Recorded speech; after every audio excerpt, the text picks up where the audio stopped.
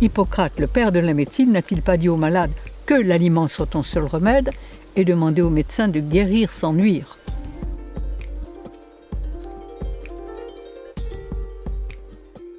Il faut refaire une véritable philosophie de santé, de bien-être. On ne combat pas la maladie, on refait la santé et les maladies disparaissent. Le mal est l'absence du bien. Le froid est l'absence de chaleur. On ne combat pas le froid, on met de la chaleur. L'obscurité est l'absence de lumière. On ne combat pas l'obscurité, on met de la lumière. Au-dessus des nuages, il y a toujours le soleil et la solution à tous les problèmes. Et je veux faire, et j'ai l'intention, et nous avons l'intention, de faire des éducateurs de santé. La souffrance et la maladie sont là pour nous réveiller. C'est le voyant rouge qui s'allume. Maladie, ça veut dire quoi? Ça veut dire que quand notre corps crie au secours, quand il est en état de souffrance, c'est qu'il veut se libérer, c'est qu'il veut expulser, éliminer des résidus qu'une nourriture qui n'est pas faite pour lui lui a inculqués.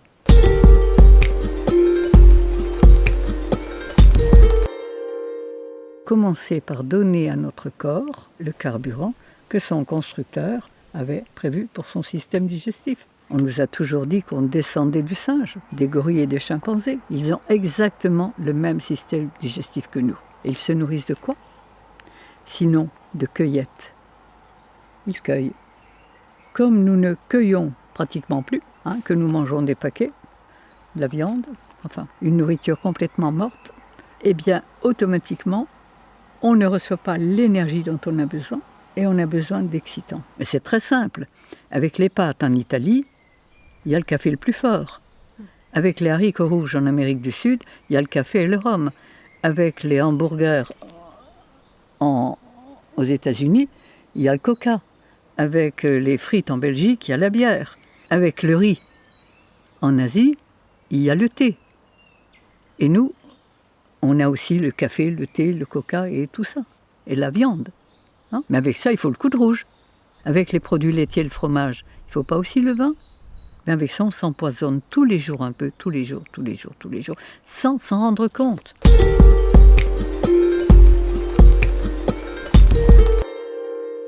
Il faut non pas seulement donner à notre corps les aliments qui sont faits pour lui, mais nettoyer les humeurs dans lesquelles les cellules baignent, c'est-à-dire les liquides interstitiels dont la science et la médecine ne tiennent aucun compte. Sur un corps de 60 kg, il y a 40 litres de liquide. Sur ces 40 litres de liquide, on analyse 5 litres de sang, les urines, mais les 35 autres litres dans lesquels baignent les cellules, que les anciens appelaient les humeurs, pourtant ils n'étaient pas savants, mais ils savaient. Pas plus qu'il ne suffit de mettre des meubles propres dans une maison sale pour qu'elle soit habitable, mais qu'il faut aussi la nettoyer. Il ne suffit pas de donner à notre corps les aliments qui sont faits pour son système digestif, il faut aussi nettoyer les liquides dans lesquels ces cellules baignent. Pourquoi les hommes ont changé leur alimentation? Pourquoi ils ne sont pas restés cueilleurs et qu'ils sont devenus cueilleurs-chasseurs? Les fruits, c'est le sucre. C'est le carburant de notre système humain. Mais comme on n'avait plus suffisamment de fruits, on a cuit des céréales et des féculents. Les fameux sucres lents. Seulement voilà, c'est que le foie humain n'est pas équipé pour transformer les sucres lents. Et que chaque digestion, je devrais dire chaque indigestion de sucre lent, va laisser des mucosités, des viscosités.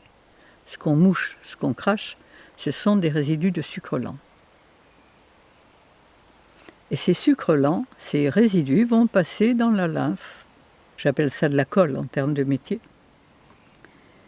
Et il est certain que quand nos cellules bêtent dans la colle, elles ne peuvent pas fonctionner rapidement. En plus, ces viscosités vont calaminer tous les filtres, les reins par exemple, et l'acide urique ne pourra plus être filtré à travers les reins dans l'urine, elle va repasser dans le système artériel. Et quand les urines d'un individu sont pâles comme de l'eau, c'est que ses reins sont bien calaminés. Mais il va faire un accident circulatoire, vraisemblablement dans peu de temps. hémogliase et infarctus et autre chose. Plus les cellules vont baigner dans un milieu empoisonné, plus elles vont demander, aimer, exiger le produit qui fabrique le poison dans lequel elles baignent. Et là, eh bien, on va aimer ou le fromage, ou la charcuterie, ou le jambon, ou la viande. On va en demander et on va être accro. Et on va fonctionner exactement comme un drogué alimentaire que nous sommes tous devenus, plus ou moins. Et quand je demande à quelqu'un de quoi vous n'avez pas envie de vous passer, je sais exactement le point de départ de tous ces problèmes. J'ai l'habitude de dire à tous mes consultants que je risque de les rendre malades pour les guérir. Parce que chaque fois que le corps veut expulser ses résidus, il faut l'aider à le faire. Alors que médicalement, scientifiquement, on empêche le corps d'éliminer.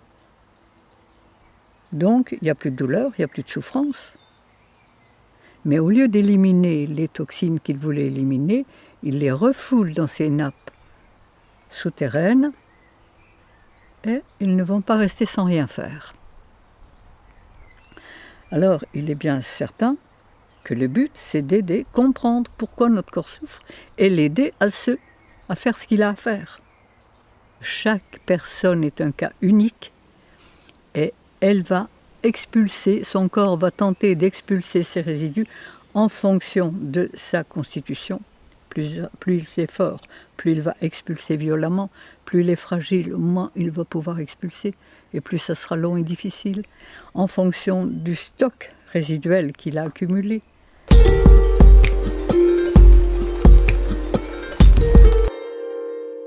Des stages pratiques de santé. C'est-à-dire que le matin, je montre comment on peut se régaler avec une nourriture vivante. On goûte, on déguste, et l'après-midi, cours théorique sur comment entretenir, comment nettoyer les humeurs, comment les vitaliser, et il y a des tas de techniques, mais il y a des techniques de base. J'ai écrit un livre qui va sortir. Jusqu'à présent, personne n'en a voulu. Les éditeurs m'ont dit « Votre livre a l'étoffe d'un best-seller, Madame Grosjean, mais je ne peux pas le prendre. » Et je suis consciente que je démonte tout le système.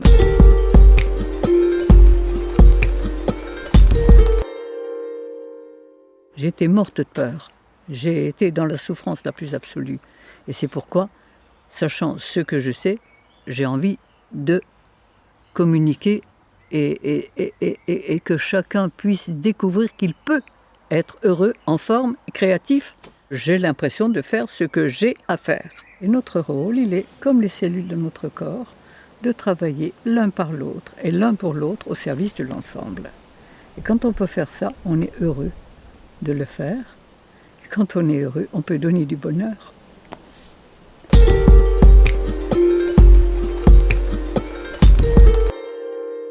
Je me suis rendu compte que toutes les maladies sont guérissables. Et quand je vois la transformation psychologique et émotionnelle de tous les gens qui ont changé d'alimentation, qui ont nettoyé leurs humeurs, c'est plus les mêmes. Ils changent de vie et en fonction de ça, les maladies disparaissent. Et qu'elles soient psychologiques, qu'elles soient émotionnelles, qu'elles soient physiques.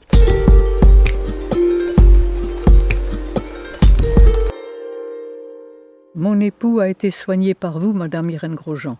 Il avait un braquet endo-œsophagien qui lui tenait tout l'œsophage. Il a passé récemment un contrôle fibroscopique. Le braquet a pratiquement disparu. Les médecins ne comprenaient pas. Il n'avait jamais vu ça de sa carrière. Mais mon époux a compris que c'était vous qui l'avez guéri. De cela, il aimerait vous remercier, et cela en personne. Si vous pouvez nous contacter par mail ou par téléphone avec mes remerciements, merci de nous répondre amicalement. Voilà. Mais j'en sois tous les jours. Et si je peux me permettre d'être aussi affirmative que je le suis, c'est parce que j'ai les preuves.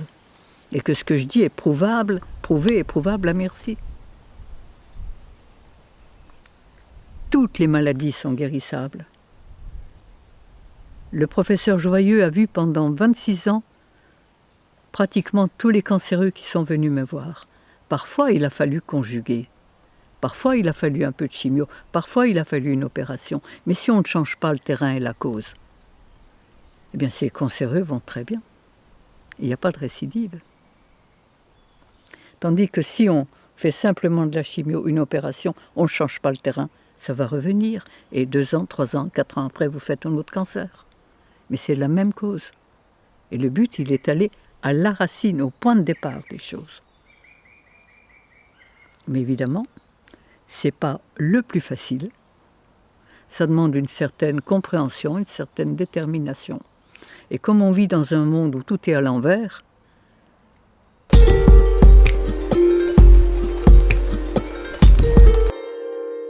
et la souffrance humaine, quand je vois toute la souffrance, quand je vois les maladies qu'on fabrique, quand j'entends et que je vois les noms de maladies,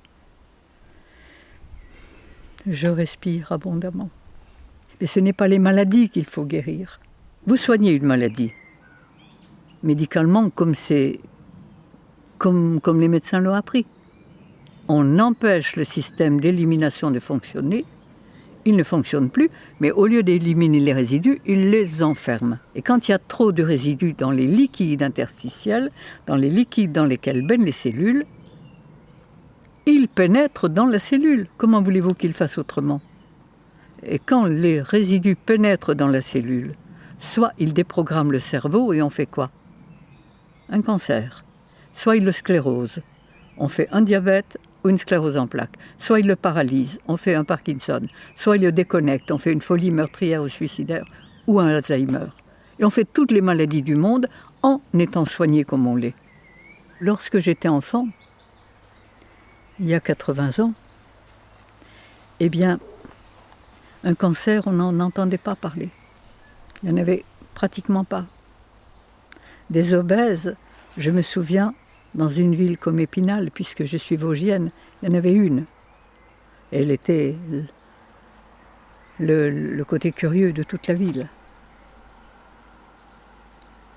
À l'heure actuelle, il y a 400 personnes par jour en France qui meurent de maladies cardiovasculaires. Bien soignées, d'accord, mais ils meurent quand même. Il y a un cancer sur 2 personnes et demie, m'a dit un professeur de cancérologie très connu. Il y a des diabètes en pagaille. Enfin, des maladies, il y en a de tous les côtés. Maladie de Lyme, on en invente toujours de nouvelles. Et il y a de plus, et on est malade de plus en plus jeune. Des dépressifs, des suicidaires. Quand j'étais enfant, il y a eu un suicide dans un village de 1000 habitants en 20 ans d'existence. J'y suis allée il y a quelques années, il y avait eu 4 suicides dans l'année. Et c'est là où, évidemment, on se rend compte qu'on marche totalement à l'envers. Mais cela a des raisons précises.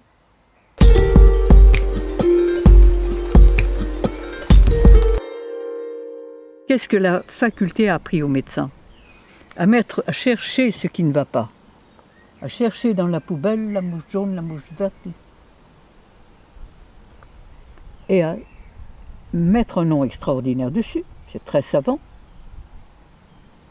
Et à prescrire des examens pour confirmer, ça fait marcher toute la boutique. Et à prescrire des médicaments qui rendraient malade un bien portant et des opérations. Qu'est-ce que la médecine sait faire d'autre? La médecine allopathique. La médecine homéopathique est un peu moins pire, mais elle ne change pas le terrain. Je confirme que la faculté a appris aux médecins à éteindre les voyants rouges, à arrêter la souffrance, sans jamais se demander pourquoi ces voyants rouges se sont allumés, sans jamais se demander pourquoi on souffre. Donc, la faculté a fait du médecin, évidemment, il y a souffrance, on va se dépêcher d'arrêter la souffrance. Vous avez mal quelque part, on va mettre un grand nom. Si vous avez mal à gauche, ça sera une gauchite, à droite, ça sera une droitite. Ça coule par les sinus, c'est une sinusite. Ça, c'est la conjonctivite. Ça, c'est l'otite. Par le vagin, c'est une vaginite.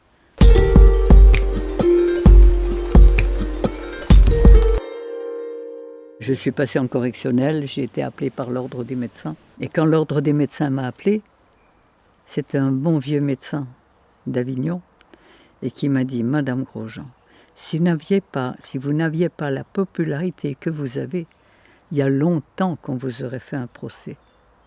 Et si on ne vous le fait pas, c'est uniquement parce que si on vous le fait, on va encore développer votre publicité.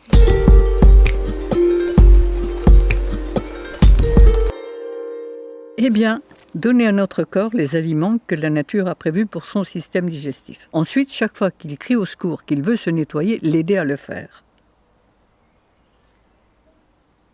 Et ça, la véritable médecine, elle est là. Aider notre corps à se nettoyer, pas l'empêcher de le faire. Manger des fruits, manger des légumes.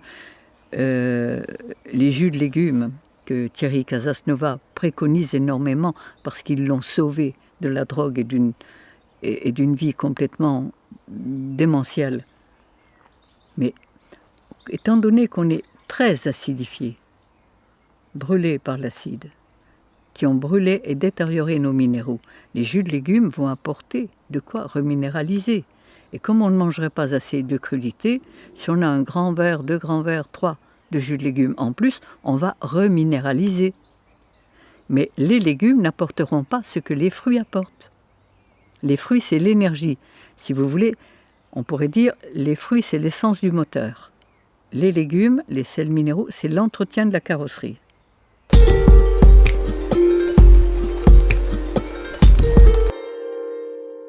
Ces petits cristaux d'acide urique qui sont stockés dans notre organisme sous la forme de minuscules sels. Tournez la tête comme ça. Sentez s'il n'y a pas une carrière dans la nuque là. Mais c'est des cristaux d'acide urique. Et quand le corps veut les éliminer, c'est-à-dire que dès que le corps dispose d'un brin d'énergie supplémentaire à celle dont il a besoin pour vivre, il l'utilise. Le corps est toujours à la recherche de son équilibre le plus parfait.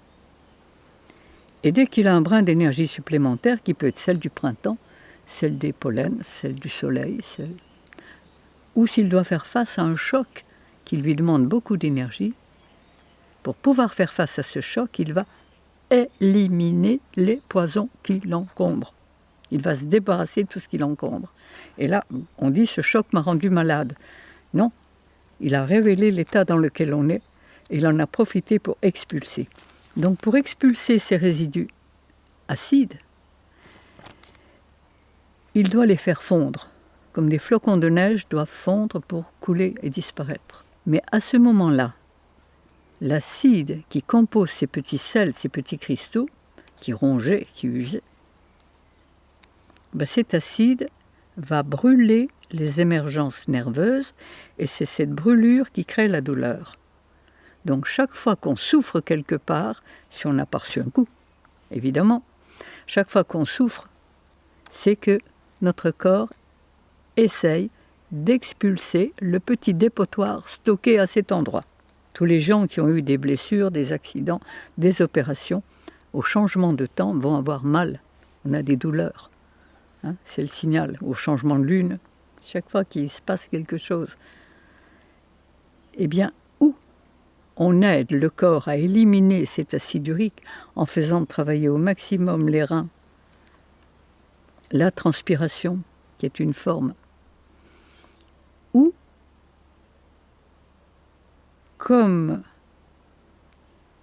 on pourrait le faire en coupant le fil du téléphone des pompiers quand la maison brûle, on coupe notre système sensitif, il ne va plus. Le corps ne va plus évacuer ses résidus, on n'a plus mal, le cerveau ne sent pas la douleur, mais au lieu d'évacuer les résidus, on va les enfermer, les garder dans nos nappes souterraines.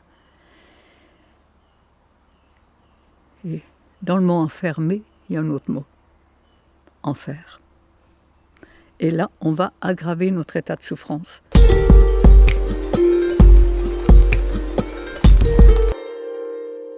Il y a toutes les plantes nécessaires, les vrais médicaments. La pharmacie du bon Dieu, c'est les plantes. Quand vous pensez que l'ortie verte qui pique, cette horrible plante, c'est la plante la plus antidépressive que je connaisse. Faites une cure de jus d'ortie et vous verrez. Le chardon-marie qui pique là, ça va décoller les viscosités. Les feuilles de ronce, ça va décoller les viscosités. Mais toutes les plantes sont là à portée de la main.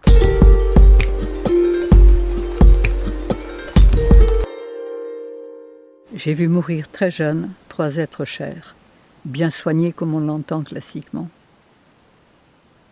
Et là, perdre sa maman quand on a 4 petits frères et sœurs et qu'on a 15 ans, c'est pas très drôle. Et j'ai rencontré quelqu'un qui m'a dit, mais il y a 2 médecines. Une médecine de santé, une médecine de maladie. On a découvert, on a pratiqué. Mon mari et moi, on était mariés à l'époque. Et on s'est rendu compte qu'il y avait un autre chemin de vie. J'ai fait un doctorat en naturopathie il y a 60 ans.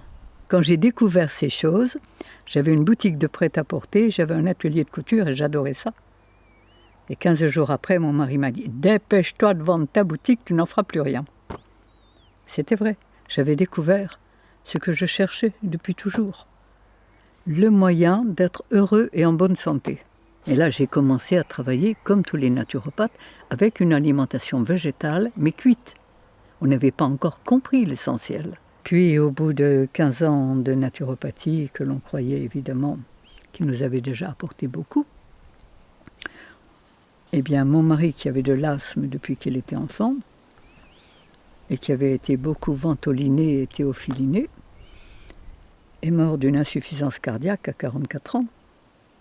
Et ça a été l'élément qui m'a permis d'aller plus loin et de me dire que l'alimentation, c'était une chose, mais que ce n'était pas suffisant. Il y avait quelque chose qui nous avait échappé. C'est la mort de mon mari à 44 ans qui m'a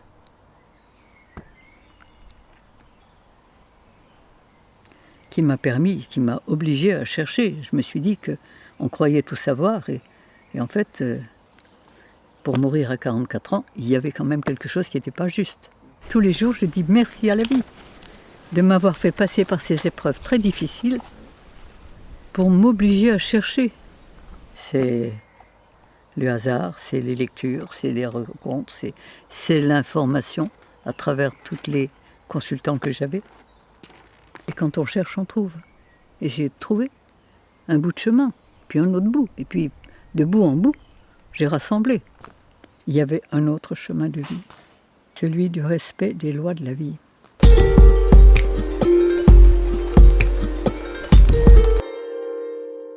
Avec un certain médecin suisse qui me connaît depuis plus de 20 ans, et qui, quand il m'a découvert, il m'a dit « Je veux travailler avec vous ». Il a acheté 23 hectares de désert au Maroc.